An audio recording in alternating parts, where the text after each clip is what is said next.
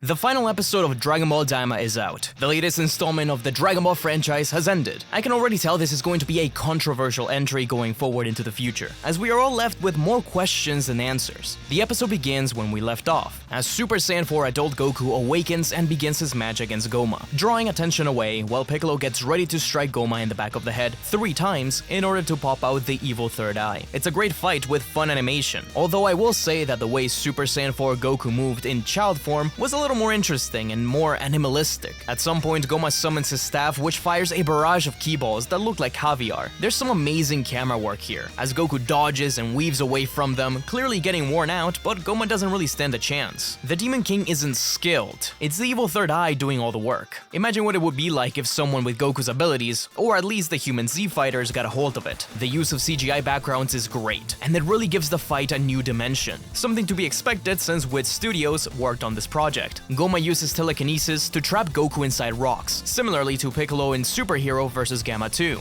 Gomah continues to show off more and more of the third eye abilities, when him and Goku go underground into a crystal area, with trippy effects and hundreds of energy blasts at Goku, who then gains a white aura as something of a shield to defend himself. There's a moment when Goku throws his fist up in the air as he charges up. I know a lot of people expected a new transformation, given how insane this charge up is. I saw a lot of my friends saying I totally expected something beyond here, but I think that would have been a little too much. This is definitely a reference to Chala He Chala, with a very similar scene in that opening. In reality, Goku was charging one of my favorite Kamehamehas in recent memory. Gomah does whatever he can to stop the energy charge, but Goku's aura and electricity alone stop them all. The Kamehameha clashes into Gomah's attack, but pierces right through the Demon King and into the sky of the first demon world, all the way into the third. So Piccolo finally gets a chance to strike while Gomah regenerates, getting 2 hits in but getting slapped away before the third as Gomah recovers. This is where surely the most controversial part of the episode happens, since no one can get through Gomah's electric barrier,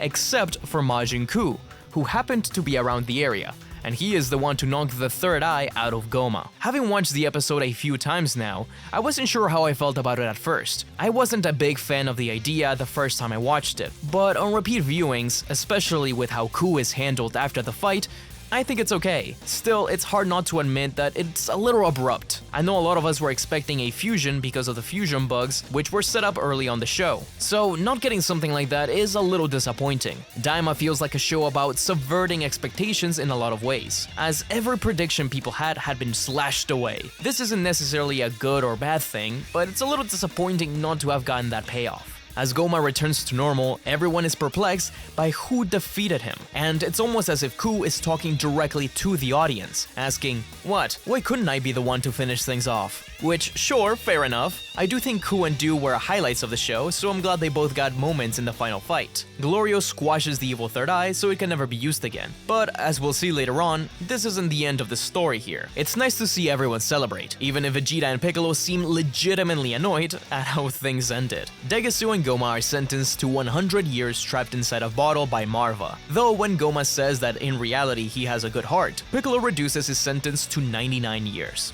because he didn't try to kill Dende. Marva does something akin to the Mafuba, but the attack comes from the bottle itself rather than her. Dende even reacts by saying, "This is ... which doesn't mean much. Dende has never seen the Mafuba, but they do look very similar. Maybe that's what he meant. It's actually a really nice place with a garden and even video games. Not a bad place to spend 100 years. Though it does seem like a light sentence for beings who live hundreds and hundreds of years. Arinsu is offered the role of the Supreme Demon King, and the one thing I correctly predicted here is that she does have a good heart, but she refuses, saying that if she doesn't use the Dragon Balls to gain power, then someone will just come after her. Instead, Neva reveals that the one who defeated the Demon King will take on that role. So does that mean that for a brief period of time, Majin Buu was the Supreme Demon King? Was Goku the Supreme Demon King after that? Along with the title, Ku gets a nice new cape, and his character design gets 10 times better. Ku is also really smart, as shown during the Tamagami 1 mental challenge. It's honestly kinda great that he becomes the Demon King and instantly places Arinsu as his second in command and all his friends as ministers. This is why I'm more okay with him being the one to defeat Gomah in the end, because Goku gets that final big shot, but I don't know, I really like Ku. It's nice that he gets something. I do wish he got a little bit more focus beforehand, as much as I like this payoff. off, because for someone created to serve, in the end, he won a mother, a brother, and many friends. It's kinda sweet. Under his command, the demon realm will become a terrifying but nice place to live. Above that, all 3 demon worlds have been freed from their restraints, allowing for free travel between them again, and it looks like things are already improving. The gas from the 3rd demon realm has been lifted, and people can freely fly again. So the Z-Fighters get ready to leave. Ku gives the team a cookie for the trip, and Ponzi gives Bulma the Magilite, which she requested a few episodes ago. I wonder if that will be paid off in the future. Maybe the biggest revelation in the episode, though, is when Vegeta yells at Goku for hiding Super Saiyan 4 from him. It's a little vague, but Goku says that after the fights against Buu, he trained harder than ever. But he didn't know if it would work. Does this mean that Goku already had Super Saiyan 4 before Daima? Or was he on his way to achieve it and needed that extra push from Neva? On one hand, he acts really surprised when he transforms into it in the show, but it could just be because he was a child and didn't expect to be able to do it. Either way, this kinda really breaks things with Super, where Goku never once even mentions something beyond Super Saiyan besides the god forms. They could continue forward without a single explanation, or maybe Toyotaro could try to mend things. I've seen people theorize that perhaps this is just a standalone story stemming from the Buu arc. Still, even if this is disconnected from the Super side of things, the lore showed here could still apply. After all, we saw the Kaioshin from Super and Daima, and dimensions of the other universes. So I think that, at least until said otherwise, the lore like Raimus, the demon realm existing before the birth of the universe, and Namekians being from the demon realm probably still applies to Super. Vegeta also says that he wants to call his Super Saiyan 3 Ultra Vegeta, and that this is a Super Saiyan bargain sale, which is really funny. Sadly, they're not actually calling Vegeta Ultra Vegeta 1. In Xenoverse 2, he's just Super Saiyan 3.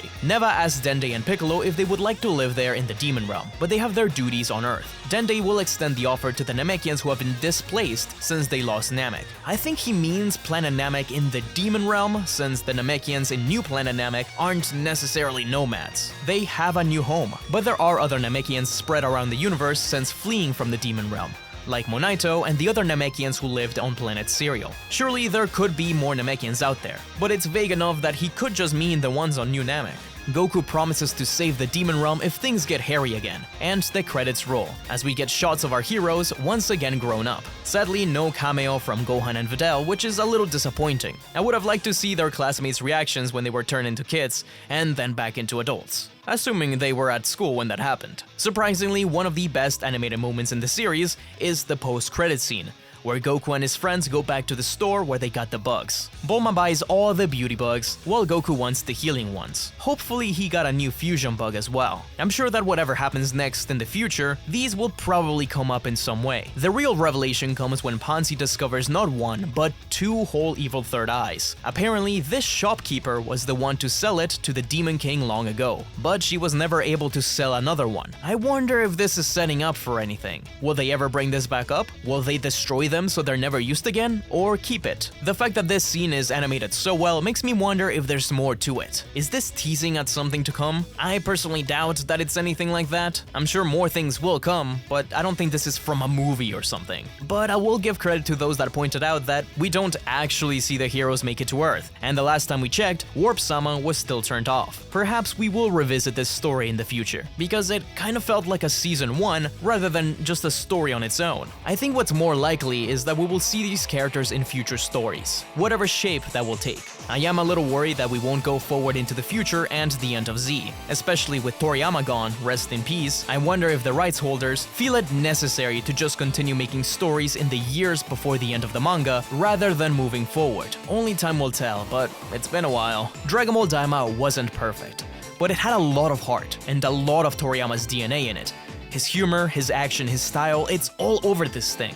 And I think that's what makes it special. I do think a few episodes could have been rearranged or cut, and I would have liked to see more answers and payoffs. But I loved it all the same. The Tamagami number 3 fight and the Gomah fight were huge highlights for me, as well as Majin Ku, Do, and Arinsu. Glory and Ponzi were pretty cool as well. I would love to know your opinions on the series as a whole. Numbered ratings aren't the best way to judge art, but if I had to give it a number, it would probably be an 8 out of 10. I hope this sets up future adventures. I really want to see these characters again. Be sure to subscribe. And if you're looking for more Dragon Ball videos, check out my recent video covering every single tournament winner in Dragon Ball.